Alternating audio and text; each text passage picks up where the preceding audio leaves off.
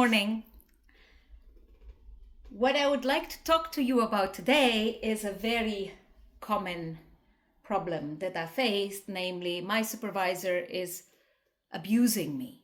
My supervisor is stealing my work. My supervisor is doing something inappropriate, which I think is inappropriate scientifically. We're talking about scientifically. How do you handle that? First of all, make sure that this is the case. So ask around in confidence to other people. Do you think this is the normal way to do? Because very often, especially very junior people, especially PhD students, do not actually see the amount of work that the supervisor puts into your progress.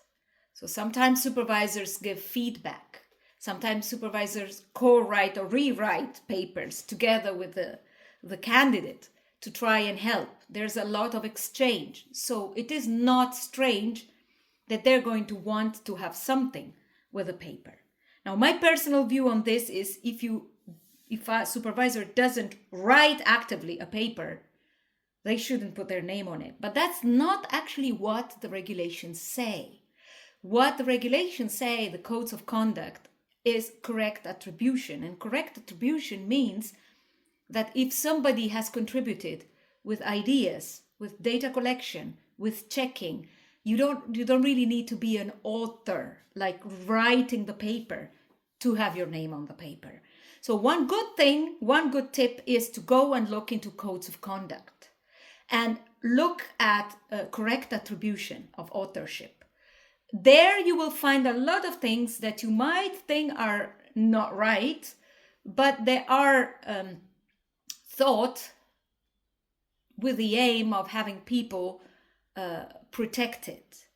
Every researcher who contributed to a paper, to some research, needs to be acknowledged for what they contributed. And the best way is really to put a footnote saying author XYZ contributed this part. Author ABC wrote the paper. Author, collected the data. So really be maximally explicit. You can ask your advisor to have such a footnote. You can say, well, that's fine. You want to write this paper.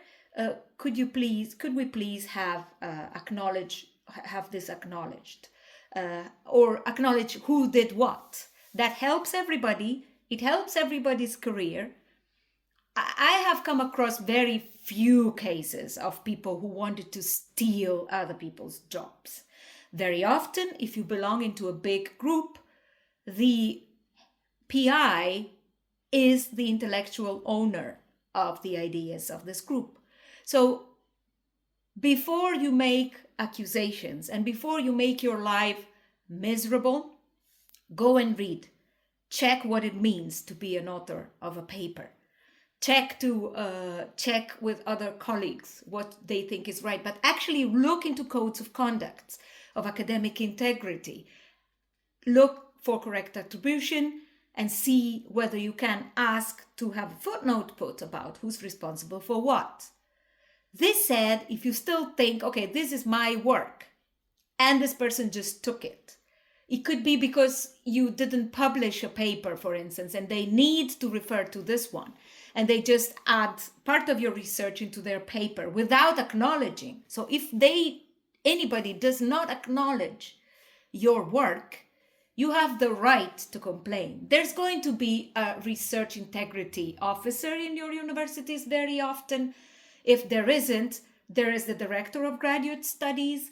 There are people who are directly responsible. Don't be afraid to go for a consultation. These people are not your enemies. They're there to help. The first thing is you are not going to war when you go to grad school. You're not going to war when you work in a project. Many people really trying to do their best to make your life easy.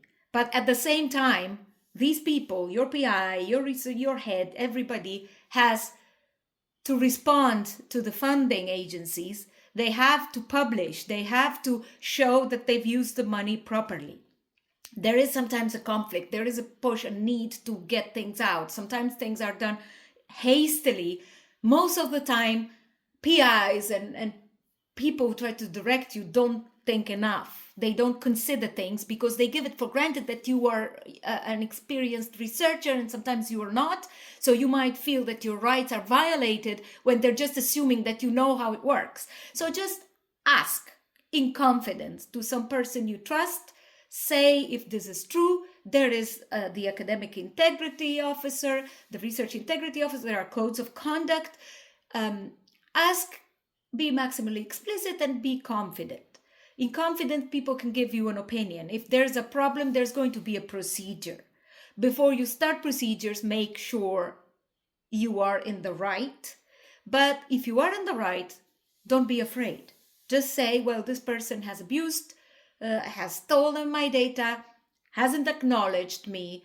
This is a bad behavior, and this needs to be stopped and punished. Because if a person systematically steals or doesn't acknowledge or does things like those, these people are bad academics. They are violating the code of academic research integrity. So you want to stop them, and sometimes they are not even aware of that. Just be fine. The only thing I want to say is don't sit and be miserable. Act on it. Check. Make sure. Ask for advice. Another thing that you really need to remember is that there are some officers in academic institutions, at least in the ones I know, that are bound to secrecy and confidentiality. These are, the ombudsperson, the research integrity person. These people, or sometimes, it depends. You need to check.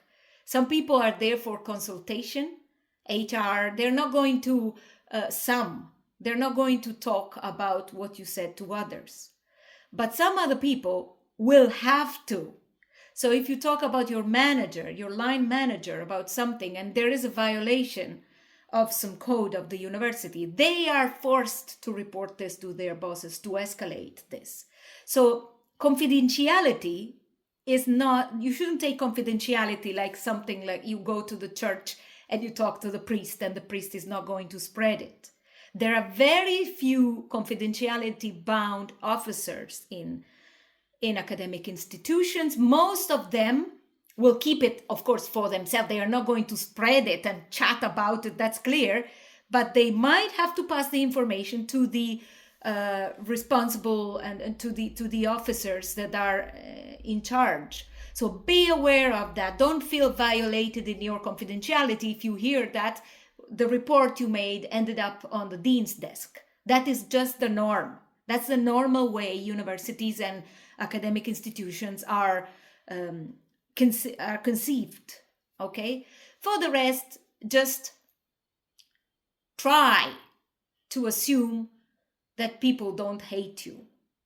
Try to put yourself in the other person's shoes. Would you do what they do? Possibly not, because you feel hurt. But the very first step, if possible, is to confront the person directly. It is very difficult to confront your PI and say, hey, I have a problem there. I thought these data were going to be for my own article, and now I see this in a joint article with your name on it. But that's the way academics should work. Transparency is important. And as an academic, as a future researcher and PI yourself, you need to train yourself to say things, to be transparent, to speak for yourself. This doesn't mean to be rude. You don't need to be rude. You can be transparent about what you expect and what the problems are. You can say it. Talk to the person directly. Say what the problem is, and you'll see that the person is going to tell you and justify what they do. And perhaps you don't like it, but perhaps you do when you do understand.